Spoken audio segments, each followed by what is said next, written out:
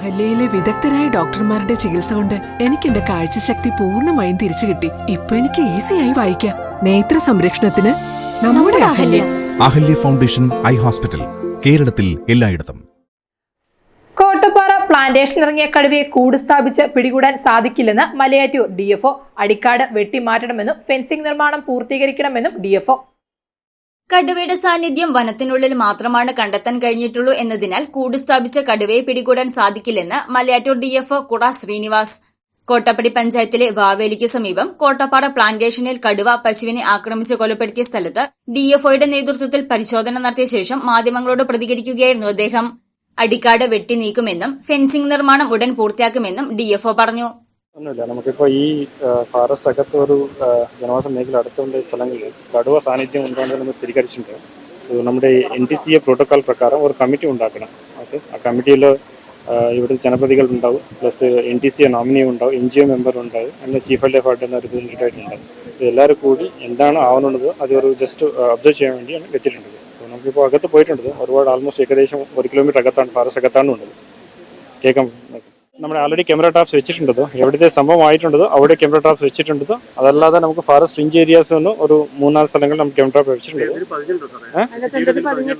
ഇല്ല, ഈ പുറത്ത് ഏരിയയിൽ ഒന്നുമില്ല, ബൗണ്ടറി ഏരിയയിലും അങ്ങനെയായിട്ട് ഒന്നുമില്ല, ഫോറസ്റ്റ് അകത്താണ് മാത്രമാണ് ഉള്ളത്. പിണ്ടിമന, കോട്ടപ്പടി, വേങ്ങോട് പഞ്ചായത്തുകളുടെ അതിർത്തിയാണ് കടുവ സാന്നിധ്യം സ്ഥിരീകരിച്ച പ്ലാന്റേഷൻ.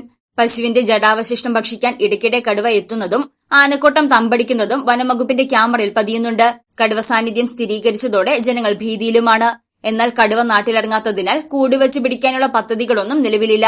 പഞ്ചായത്ത് പ്രതിനിധികളെ ഉൾപ്പെടുത്തിയാണ് വനംവകുപ്പ് ഉദ്യോഗസ്ഥർ പശുവിനെ ആക്രമിച്ച സംഭവസ്ഥലത്തെത്തി പരിശോധന നടത്തിയത്. വാഗ്ദാനങ്ങൾ നൽകി കബളിപ്പിക്കുന്ന രീതി ഉപേക്ഷിച്ച് വന്യമൃഗശല്യത്തിന് ശാശ്വത പരിഹാരം കണ്ട് ജനങ്ങൾക്ക് ഭീതി കൂടാതെ ജീവിക്കാനുള്ള അവസരം ഉണ്ടാക്കണമെന്ന് പിണ്ടിമന പഞ്ചായത്ത് വൈസ് പ്രസിഡന്റ് ജെയ്സൺ ദാനിയൽ, വേട്ടാമ്പാട് പള്ളി വികാരി ഫാദർ ജോഷി നിരപ്പേൽ എന്നിവർ പറഞ്ഞു.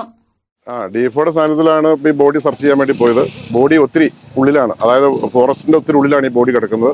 ഇവിടുന്ന് ആ ബോഡി പല ദിവസങ്ങളായിട്ടാണ് ഈ ബോഡി അവിടെ എത്തിച്ചാണ്, ഒറ്റയടിക്കല്ല ബോഡി എത്തിച്ചാണ്. ഇനി ആ ബോഡിയുടെ തലഭാഗം മാത്രമാണ് ഉള്ളൂ, ബാക്കി കുറച്ച് തൊലിയുണ്ട്, കാലും അതിന്റെ അസ്ഥികൾ മാത്രമുണ്ട്. ബാക്കി ഭാഗങ്ങളെല്ലാം ഉള്ളിലേക്ക് വലിച്ചുകൊണ്ട് ഈ സാധനം തിന്നിരിക്കുകയാണ്. ഇപ്പം ഇങ്ങനെ വെള്ളത്തിന്റെ ആവശ്യമുണ്ട്, കുടിക്കാൻ വേണ്ടിയിട്ട് വെള്ളം.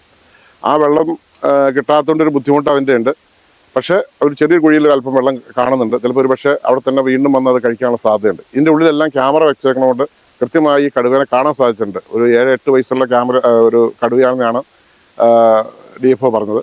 അങ്ങനെയെങ്കിൽ ഇത് വലിയ ഒരു അപകടം നമുക്കിവിടെ കാണാവുന്ന ഒരു അവസ്ഥയിലാണ് ഇപ്പോൾ വരുന്നത്. ഈ നാട്ടിലെ വന്യമൃഗങ്ങളുടെ ശല്യങ്ങൾ ഭയങ്കരമായി രൂക്ഷമായിരിക്കുകയാണ്. ഇവിടെ ഈ കഴിഞ്ഞ ദിവസം തന്നെ വന്ന കടുവ വളരെയധികം ഭീതിജനകമായ അന്തരീക്ഷം എല്ലാവരിലെയും പരത്തിയിരിക്കുകയാണ്. കാരണം ഇവിടെ ഈ കടുവ വന്നതിലൂടെ ഈ പ്രദേശത്തുള്ള ജനങ്ങൾക്കും പ്രത്യേകിച്ചും ഇവിടെയുള്ള ജനങ്ങൾക്കെല്ലാം ഭയങ്കരധികം ഭീതിയാണ്. വൈകുന്നേരങ്ങളിലായാൽ സഞ്ചരിക്കുവാനോ, ഇനി അതല്ലെന്നുണ്ടെങ്കിൽ ഇന്നലെയും മിനിഞ്ഞാന്നും 4 നാളും എല്ലാ ദിവസങ്ങളിലും ആന ഇവിടെ ശക്തമായിട്ട് ഇറങ്ങുന്നുണ്ട്. കൃഷിനാശങ്ങൾ വരുത്തി സാധാരണ ജനങ്ങൾക്ക് ജീവിക്കാൻ സാധിക്കാത്ത ഒരവസ്ഥയിലേക്ക് അതിനെ മാറ്റിയിരിക്കുകയാണ്. ഇവിടെയുള്ള എല്ലാവരും തന്നെ കർഷകരാണ്. ഇവരെല്ലാവരും ഞങ്ങളിപ്പോൾ വന്നത് തന്നെ മണ്ണിൽ പണിയെടുത്തുകൊണ്ടിരുന്ന സ്ഥലത്ത് നിന്ന് ഓടി വന്നതാണ്. അപ്പം ഞങ്ങളുടെ ആവശ്യങ്ങൾ ജീവിക്കുവാനുള്ള അവകാശങ്ങളെ നൽകുക എന്നുള്ളതാണ്. ജീവിക്കുവാൻ വേണ്ടിയിട്ടാണ് ഈ ഭൂമിയുള്ളത്. ഈ ഭൂമിയിൽ ഞങ്ങൾക്ക് ജീവിക്കാൻ സാധിക്കുന്നില്ലെങ്കിൽ, അത് പ്രത്യേകിച്ചും വന്യമൃഗങ്ങളുടെ ശല്യങ്ങൾ കൊണ്ട് ജീവിക്കാൻ സാധിക്കുന്നില്ലെങ്കിൽ അതൊരിക്കലും ശരിയായ നടപടികളല്ല. മലയാറ്റൂർ DFO കുട Srinivas, PG wildlife warden Anilkumar VG, Kodanad RO Adeesh, Mekkappala deputy RO Manoj Kumar, Kottappady Pindimana ജനപ്രതിനിധികൾ തുടങ്ങിയവർ സന്ദർശന സംഘത്തോടൊപ്പം ഉണ്ടായിരുന്നു. News desk Muvattupuzha news. സ്വർണം വിൽക്കുന്നതിന് മുൻപ് ജെയ്കോയിൽ ഒന്ന് അന്വേഷിച്ചോളൂ. ഏറ്റവും ഉയർന്ന വില ജെയ്കോയിൽ തന്നെ. ജെയ്കോ ജുവൽസ്, തൊടുപുഴ.